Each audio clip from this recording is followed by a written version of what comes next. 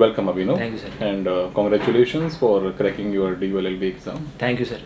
So, Abhinav, we just want you to just express about your journey of preparation of this DULLB exam to our audience. I completed my schooling from Cambridge School, Noida, 10th and 12th both. Then I went to Dayal Singh College, University of Delhi. Then I took DULLB exam in 2020, but I fell short by 7 questions. Then again, I got to know about this Ambition Law Institute with my friend, from my friend. Then I started coaching from this institute and now I have cracked with 52 rank all India. तो अभिनव कैसा लग रहा है बेटा exam crack करने के बाद? बढ़िया सर. तो जरा ये शेयर करिए कि आपका मतलब एक तो DULB क्यों और दूसरा कि एम्बिशन चूज करने का पर्पस क्या था? पहले तो सर DULLB इसलिए सर क्योंकि जैसे सबको पता है फैकल्टी ऑफ लॉ इंडिया में तो 3 ईयर में तो है ही टॉप पे और एशिया में भी इसको माना जाता है टॉप 3 में. बिल्कुल. तो पहली चॉइस तो इसलिए यही था मेरा कि इसमें जाना ही है. और सेकंड एम्बिशन लॉ इसलिए क्योंकि सर मैंने देखा था, काफ़ी सर्वे भी किया था, तो इसमें जुडिशरी में बच्चे काफ़ी टॉप मार रहे थे, तो DULLB के लिए मैंने इसलिए यही चुना. एब्सोल्युटली. तो अभिनव एक बात बताइए कि आपने जो प्रिपरेशन की अपने DULLB को लेकर के, तो आपका प्रॉपरली स्ट्रेटजी क्या थी इस प्रिपरेशन को करने के लिए कि आपने कैसे कैसे टाइम अपना मैनेज किया और कौन कौन से सब्जेक्ट पे कैसे कैसे फोकस किया? जितने सर जैसे टॉपिक हैं तो मैं क्या करता था, जो हमें क्लासेस में पढ़ाए जाते थे इंस्टीट्यूट के तो उसको रिवाइज़ करता था और फिर जो जैसे जो MCQ टेस्ट जो होते थे इंस्टीट्यूट के उसमें जो गलतियाँ होती थी मैं फिर से उसको देखता था. तो ऐसे सर, और अपना भी काफ़ी सारे मॉक टेस्ट भी दिए थे मैंने इसके एग्ज़ाम फाइनल एग्ज़ाम के पहले. तो जैसा कि DULLB के बारे में कहा जाता है कि DULLB में कई बार जो एग्ज़ाम का पैटर्न आता है that is sometimes it is unexpected.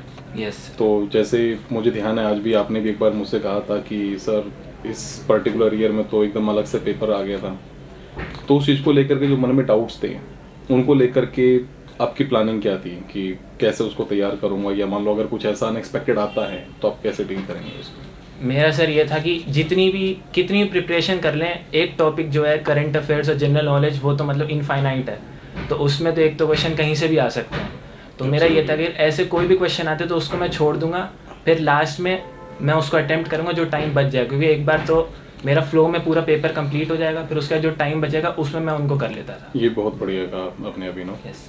क्योंकि हम हमेशा अक्सर ये देखते हैं कि बच्चे हमेशा एक है ना डर में रहते हैं कि जीके में क्या करूं, करंट अफेयर्स में क्या करूं, क्योंकि ना इसकी कोई लिमिट नहीं है. It is infinite. Absolutely.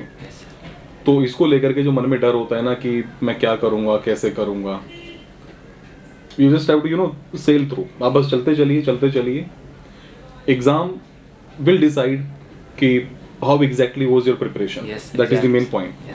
So now the point is about this law subject, because exam में जो ग्रेजुएशन करके बच्चे जब एग्ज़ाम की तैयारी करते हैं सबसे बड़ा जो डाउट और एक और आता है वो ये आता है कि उन्होंने लॉ पढ़ा नहीं होता पहले. अब अचानक उन्हें जब लॉ पढ़ना पड़ता है तो कई बार उन्हें लगता है कि मैं ये पढ़ूँगा कैसे.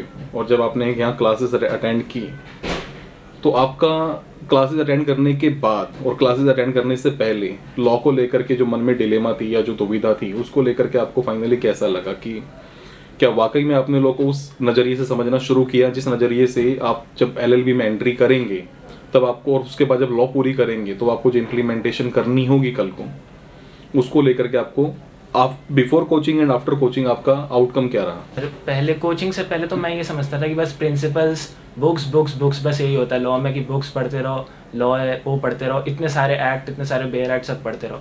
एंड फिर सर जब क्लासेस हुई, आपने भी हमारी क्लास ली तो आपने भी ये बताया था कि लॉ को हमेशा कॉमन मैन के, लेमैन के टर्म्स में अगर समझेंगे तो ज़्यादा एकदम वाइड प्रोस्पेक्ट में सब समझ में आएगा. तो सर ये बहुत बड़ी बात थी जो मुझे अभी समझ में आई है. Absolutely correct. एक्चुअली हमारे हेड मास्टर साहब आलोक रंजन सर हमेशा कहते हैं law is nothing but it is just common sense and logic.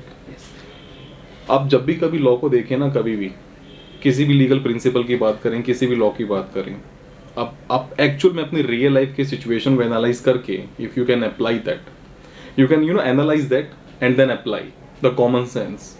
Answer आपके सामने है. यस और DU-LLB के अंदर खासकर जो क्वेश्चंस का पैटर्न आता है, क्योंकि जो यूनिक स्ट्रेटजी हम फॉलो करते हैं यहाँ पर पढ़ाने के लिए, कि आप एक अंडरस्टैंडिंग लेकर के आते हैं ना कि लो एक रॉकेट साइंस है, उसको लेकर के दिमाग में डर लगा रहता है कि ना जाने क्या होना है, इसमें क्या होना है, और जो डराया जाता है कि ना जाने कितने सारे सेक्शंस याद करने होंगे, कितने सारे लॉ पढ़ना पड़ेगा. आपने जितना ये ड्यूरेशन आपने कोचिंग ली, उस ड्यूरेशन के अंदर क्या आपको कभी ये बर्डन महसूस हुआ इन सेक्शंस को लेके या इन लीगल प्रोविजंस को लेके? अभी ना इनिशियली था सर, लेकिन धीरे धीरे जैसे जैसे कोचिंग में आगे जर्नी बढ़ती गई, वैसे वैसे टीचरों से इंटरेक्शन करते करते मुझे समझ में आने लगी मेन टॉपिक क्या है जिस पे हमें फोकस करना है. तो ये सेक्शन एक्ट्स ये नहीं थे जो मेन थे, प्रीवियस ईयर क्वेश्चन पेपर वो बहुत इंपॉर्टेंट था, उसको अच्छे से solve. Exactly the point is PYQ. Yes किसी भी एग्जाम के लिए PYQ ब्रह्मास्त्र है. यस मानते हो? स्पेशली DU-LLB में स्पेशली सर. नहीं, बिल्कुल सही कहा आपने Abhinav ji. It is not only with DU only, because in every exam PYQ is the main Brahmastra. Yes. I always say. तो फाइनली अब आपको लग कैसा रहा है कि जब आप फैकल्टी फ्लो में जाना शुरू करेंगे, अब अपनी जर्नी शुरू करने वाले, एक नई जर्नी, और उसके 3 साल बाद फिर आप एक नई जर्नी शुरू करेंगे, तो how are you feeling actually?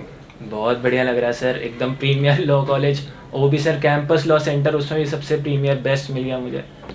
चलिए, so all the very best Abhinav, and अब जो है आगे फिर whenever you require any kind of help, Yes. ambition is always there for you. Okay, Abhinav? Thank you, sir. Abhinav. Thank you, Thank you sir. very Thanks. much.